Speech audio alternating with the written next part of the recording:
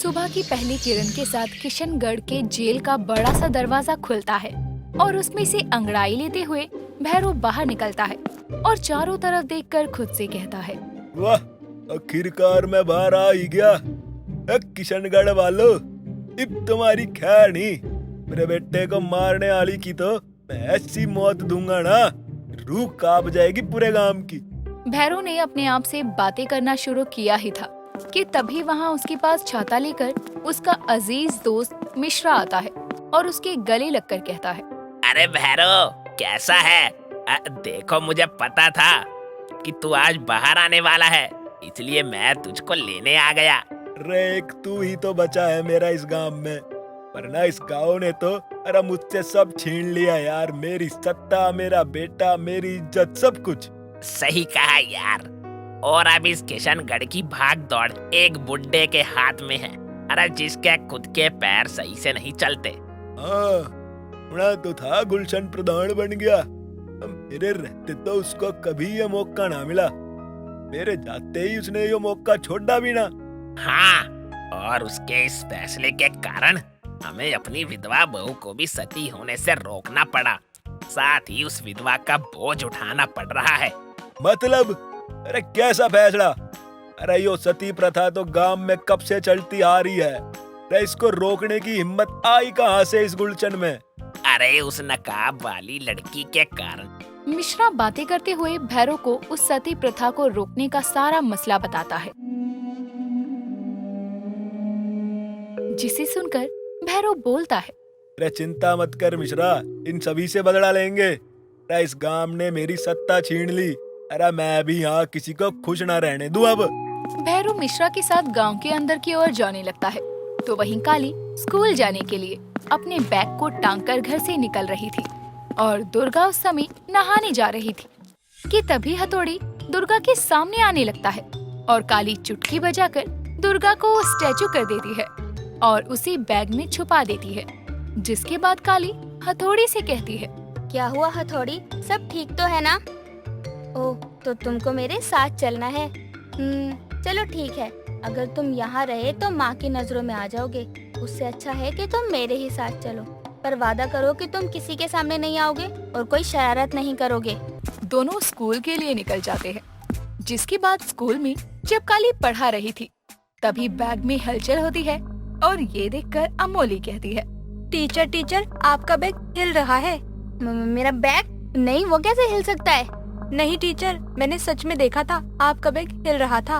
अमोली और टीचर ये बातें कर रहे थे तभी हर्ष स्कूल में आता है और सब बच्चे उसे देखकर काली के बैग वाली बात भूल जाते हैं।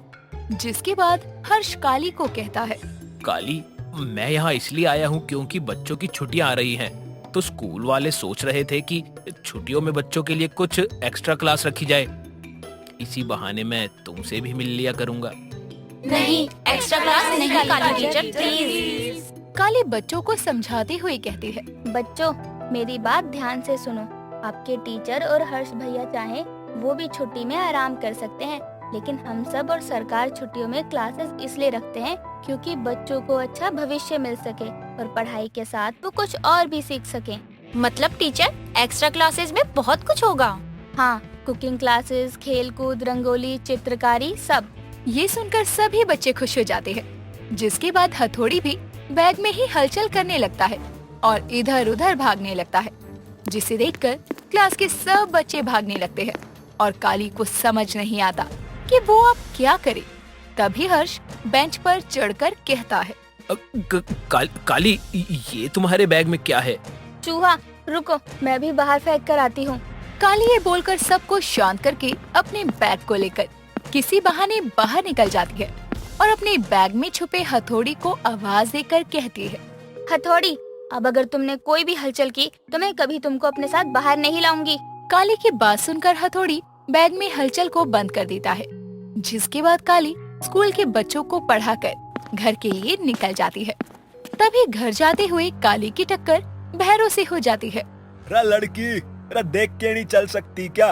अरे आप भी तो देखकर नहीं चल रहे थे, तो मुझे क्यों सुना रहे हो?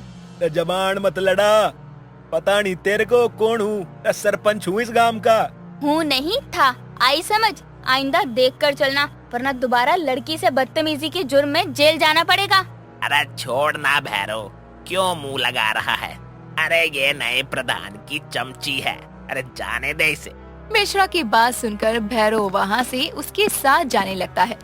लेकिन ये सब कुछ सुन रहा हथौड़ी गुस्से में आकर काली के बैग से निकलकर भैरव की धोती खोल देता है और उसके बाद काली के साथ वहाँ से चला जाता है।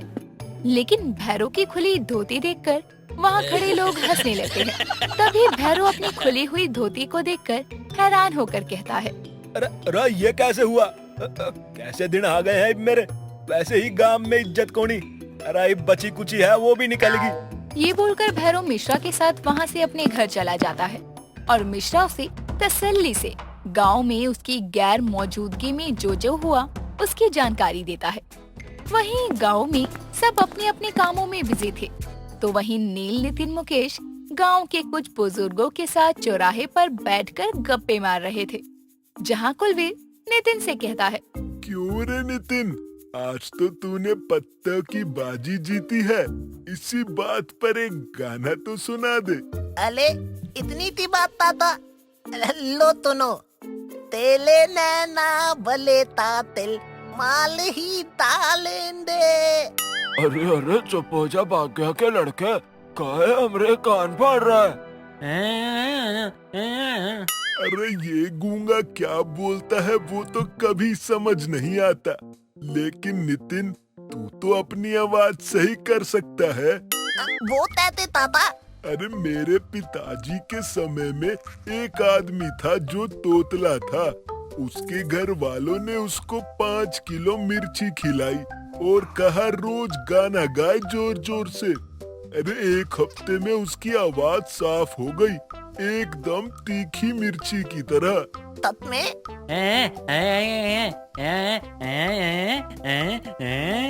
कुछ भी कर लो तुम दोनों, लेकिन तुम्हारे फटे ढोल कभी ठीक नहीं होंगे। मुकेश को एकदम बात का सही जवाब देते हुए देखकर सब हैरानी से घूरने लगते हैं और तभी मुकेश कहता है, हाँ मुझे पता है, तुम लोग यही सोच रहे हो कि मुझे सब सुनाई दे गया, लेकिन नहीं, मैं काफी देर से इन दोनों के होठों को पढ़ रहा था।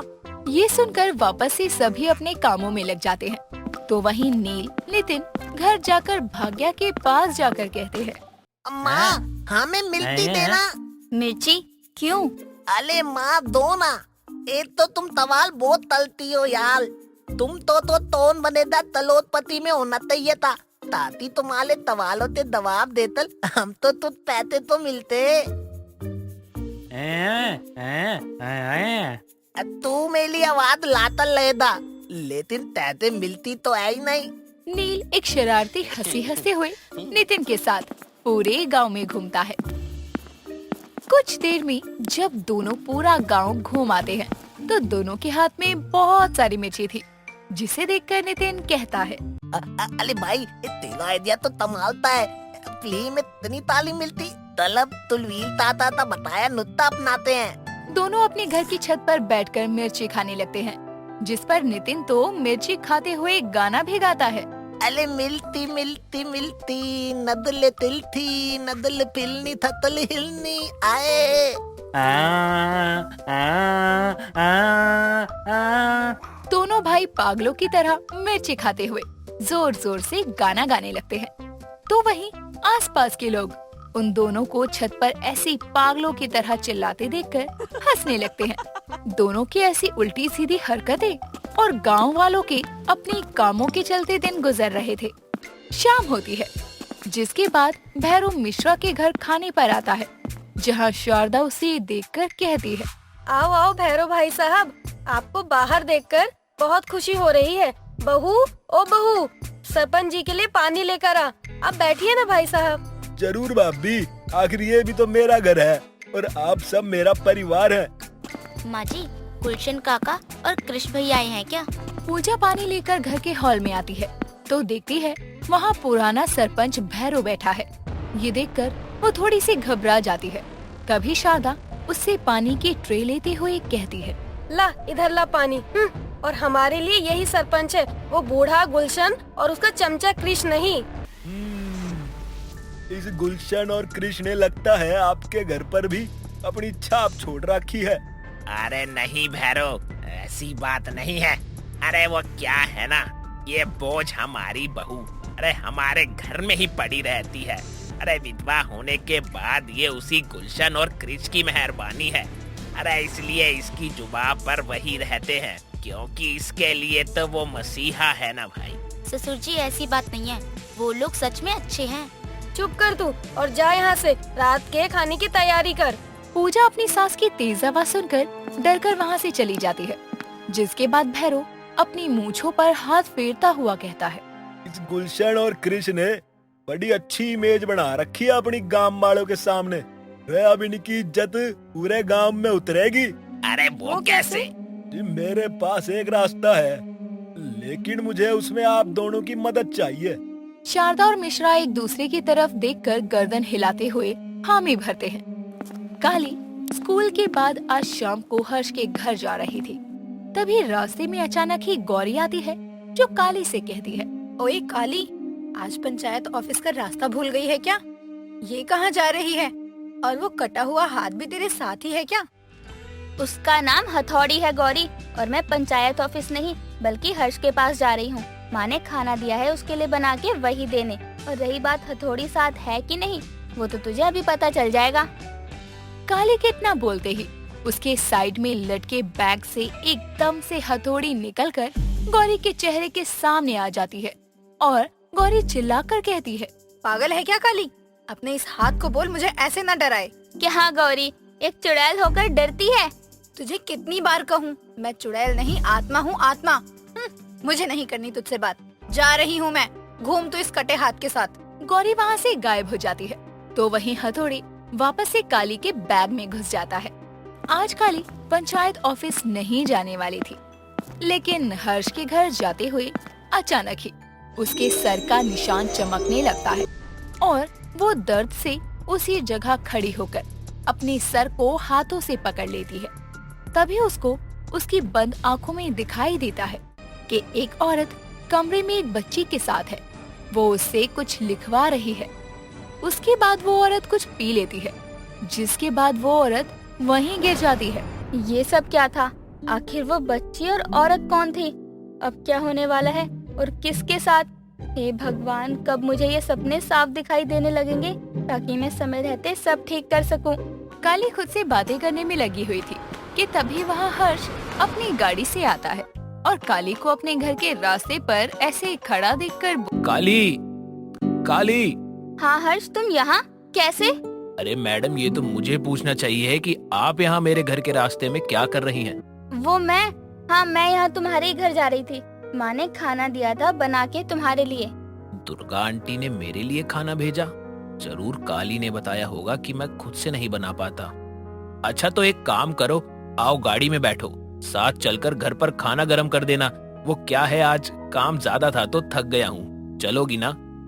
आती हूँ। इतना बोलकर काली जाकर गाड़ी में बैठ जाती है। हर्ष गाड़ी चला रहा था, तभी काली देखती है कि गाड़ी के सामने एक गाय है और काली चुपके से एक चुटकी बजाकर गाय को हवा में उड़ाकर साइड कर देती है और हर्ष वहाँ से गाड़ी लेकर निकल जाता है।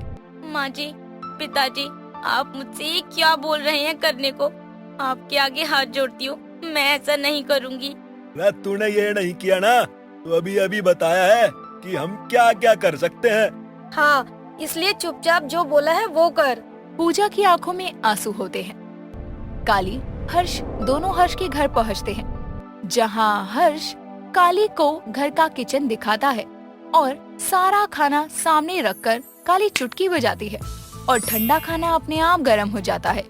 ये देखकर काली खुद से कहती है, ये तो तेरी चुटकियों का काम है काली।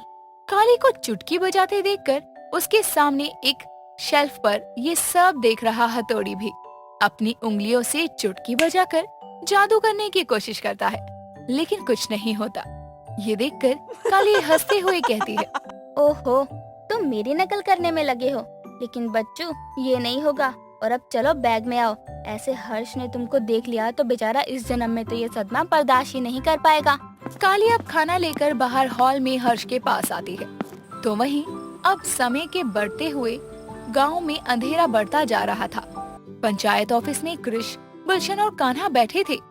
तभी कान्हा समय होने पर अपने खाने का डब्बा उठाकर निकलते हुए कहता है, अच्छा सरपंच जी और सचिव जी, मैं घर जा रहा हूँ, कल मिलता हूँ। वैसे सरपंच जी, आपको घर नहीं जाना क्या?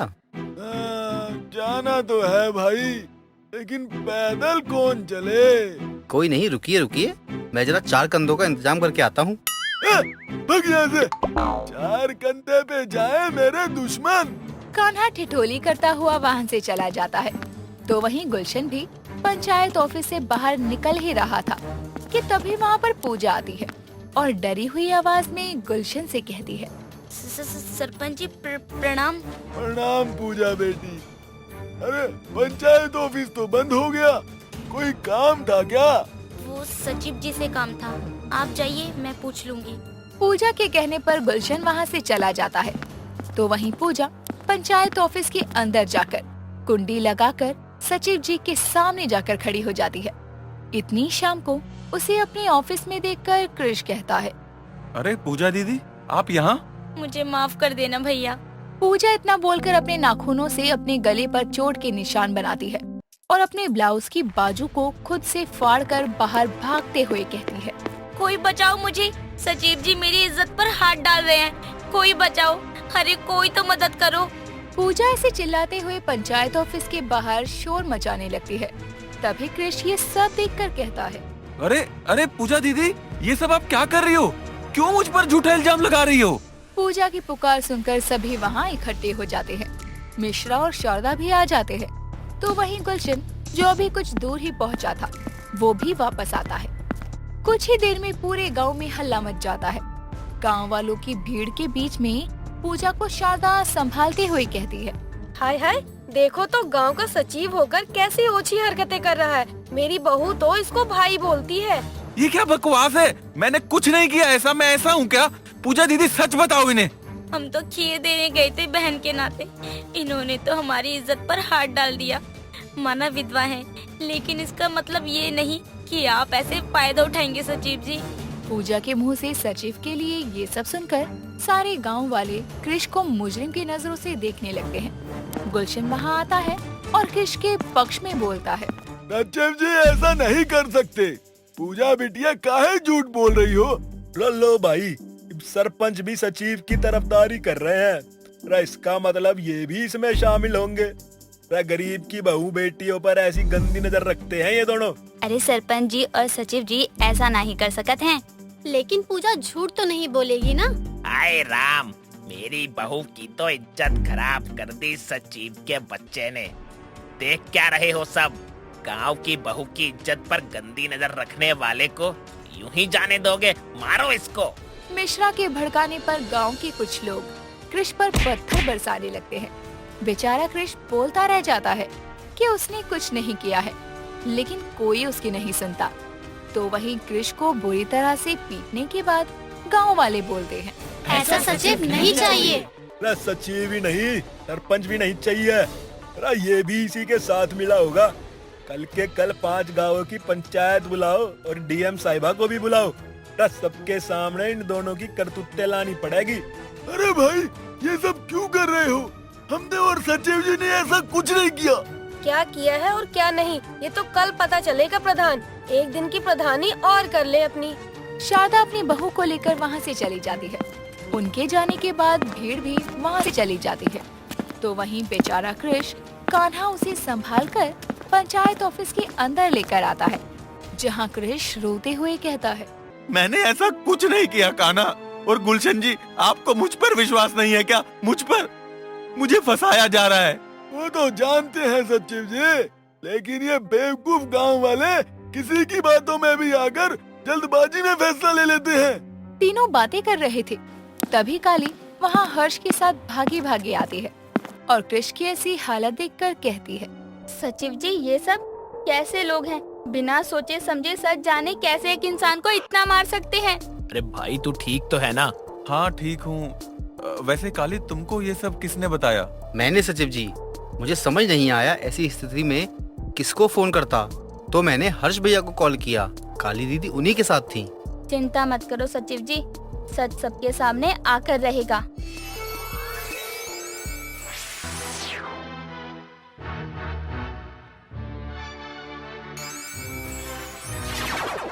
तो ये है सारी सच्चाई।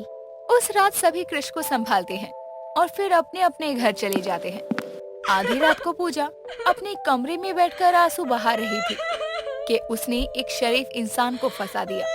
तभी उसके सामने अचानक से नकाब वाली आती है, जो उसे गुस्से में हवा में उठाकर फेंकती है। आखिर कैसी औरत हो तुम? इंसानियत भी पति के साथ खो दी क्या तुमने? मुझे नीचे उतारो दीदी, मेरी कोई गलती नहीं है, मेरी बात तो सुनो। काली ये सुनकर पूजा को नीचे उतारती है और कहती है, पूजा तुमने सही नहीं किया। आज एक अच्छे और भले इंसान के ऊपर इतना बड़ा इल्जाम लगाकर तुम्हारे कारण उसकी जिंदगी, उसका भविष्य खत्म हो सकता है। नकाब वाली, मैं क्या करूं? मेरे पास कोई चारा नहीं था। मैंने अपने सास ससुर की बातों में आकर ये सब किया। ये सोचो, तुम्हारे डर के कारण एक शरीफ इंसान जिसने आज तक सभी लड़कियों को इज्जत की नजर से देखा, वो बदनाम हो जाएगा। तुम इतनी बुरी नहीं हो पूजा कि सिर्फ एक धमकी से डरकर एक इंसान की जिंदगी भर की इज्जत मिट्टी में जाने दो। कल की पंचायत में उम्मीद करती हूँ कि तुम खुद से सच बोलोगी, वरना मुझे सच सामने लाने के और भी रास्ते पता हैं। इतना बोलकर काली वहाँ से गायब हो जाती है। तो वहीं उसके जाने के बाद पूजा एक सोच में डूब जाती है। लेकिन मैंने सच बताया तो? अगर तूने मेरे कहने पर सचिव को झूठे इल्जाम में नहीं फंसाया तो दूसरे गांव में रहने वाले तेरे माँ बाप की जमीन जायदाद मेरे पास है। ये याद है ना, शादी के समय मुझसे पैसों की मदद मांगने आए थे तुम, और जमीन गिरवी रखने के बदले मैंने पैसे दिए थे। वो कागजात भी मेरे पास है। ऐसा मत करो आप, मेरे माँ बाप की इसमें कोई गलती नहीं है। तो जैसा कहते हैं कर, समझी? मैं तो अजीब दुविधा में हूँ, क्या करूँ? बेटी बनकर अपने माँ बाप की जमीन और जान को बचाऊं, क्योंकि वो शैतान मेरे माँ बाप को कुछ भी कर सकता है, या इंसानियत के नाते कृष भैया को इस झूठे इल्जाम से निकलवाऊं। अगले दिन गांव वालों की पंचायत बैठती है। पूजा के माँ बाप भी आते हैं। सभी के सामने भैरव पूजा से सवाल करता है, बता दो मिश्रा की बहू कि कल तुम्हारे साथ इस सचिव ने क्या किया, और ये सरपंच भी उसके साथ मिला हुआ था। हाँ बहू, बोल दे।